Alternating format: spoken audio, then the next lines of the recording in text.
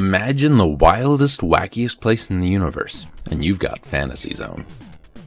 As Opa Opa, a living spaceship, you'll marvel at the incredible landscapes filled with the strangest creatures. Watch out. They may look cute and innocent, but they're Menons, nasty aliens that have overrun the 8 planets that make up Fantasy Zone. Your job is to clear each world of Menons. Every time you zap one, it turns into a coin.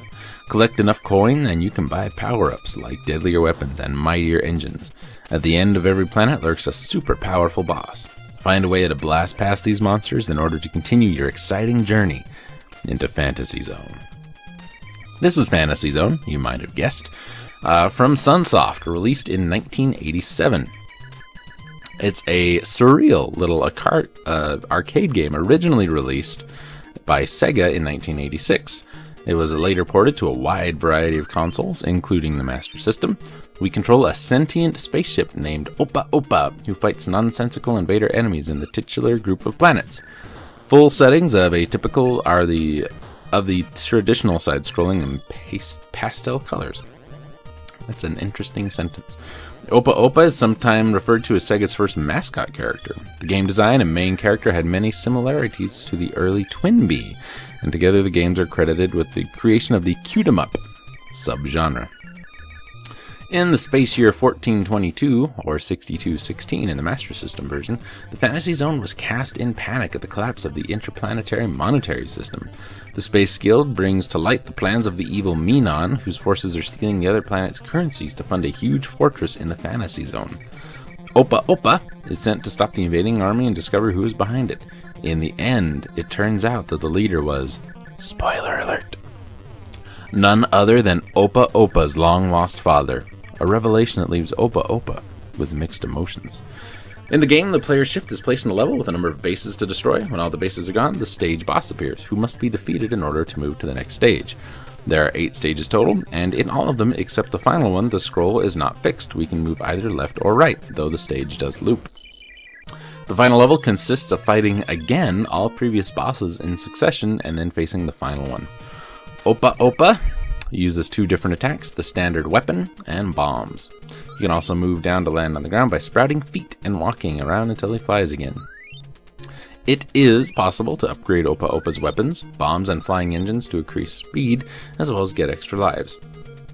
Before that, the player must get money by defeating enemies, bases, or bosses, and access a shop by touching a marked balloon. Each time a new item is bought, they become more expensive. When the player chooses to exit or the time runs up, another screen appears, in which he or she can select what upgrades Opa Opa can use. Only one engine, weapon, and bomb can be equipped at a time. Some of the new weapons have a time limit that starts as soon as the shop is left. Some of the bombs can be used at any moment, but they are limited. On the other hand, the engines are permanent, though some of these actually make Opa Opa hard to control as you move too fast. The power-ups can be reassigned by re-entering a shop or touching a balloon with the word select written on it. If we lose a life, all of the upgrades are lost. Excuse me. Fantasy Zone was originally an arcade game. It was later ported to the Sega Mark III, or Master System. The game eventually saw ports in other consoles and home computers such as the MSX, the Famicom, the Sharp X68000, PC Engine, TurboGrafx 16. While all of these ports play similarly to the original version, some of them have several omissions and changes. For instance, the Master System version lacks some features such as the radar that indicates the location of the bases, or a gauge that indicates how much energy they have left. And 2 of the bosses were replaced by original ones. Other versions have had several changes as well.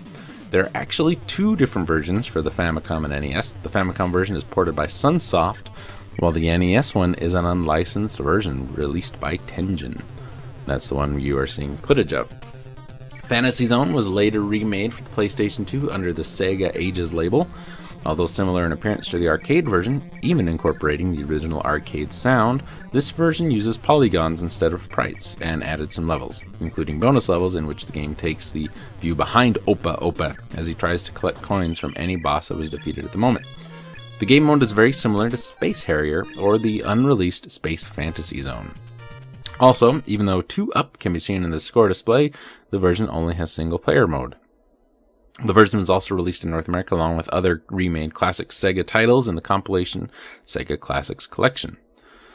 On March 11th, 2008, the Master System version saw a re-release in Japan for the Virtual Console, in Europe and Australia on April 11th of 2008, and North America on April 14th in 2008. In all territories, it was released at the price of 500 Wii points. In September of the same year, Sega released another Sega Ages disc devoted to the series, titled Fantasy Zone Complete Collection. This time, instead of a 3D remake, the disc compiled all of the games in the series, including spin-offs and all of Sega's own ports. It also included a remake of Fantasy Zone 2 created for System 16 hardware. It was the final release in the Ages series. The original arcade release is also included in Sonic's Ultimate Genesis Collection. And there are actually a couple of sequels for this. They include Fantasy Zone 2, The Tears of Opa Opa, which I want to play strictly for that title. Opa Opa, released in 1987, released internationally as Fantasy Zone The Maze. Galactic Protector, 1988. Space Fantasy Zone in 1990, which was not officially released. Fantasy Zone Gear, The Adventures of Opa Opa Jr., released internationally simply as Fantasy Zone in 1991. And Super Fantasy Zone, released in 1992. Fantasy Zone proved to be very successful in Japanese arcades, helping to give rise to the popular System 16 arcade board. It was largely ignored by the gaming media, as were most arcade games at the time, however. The game was reviewed in 1988 in Dragon, issue 136 by Hartley, Patricia, and Kirk Lesser in the Role of Computers column. And the reviewers gave the game 4 out of 5 stars. And you know what? I can agree with that. It's pretty solid little shooter. Ain't nothing wrong with it at all.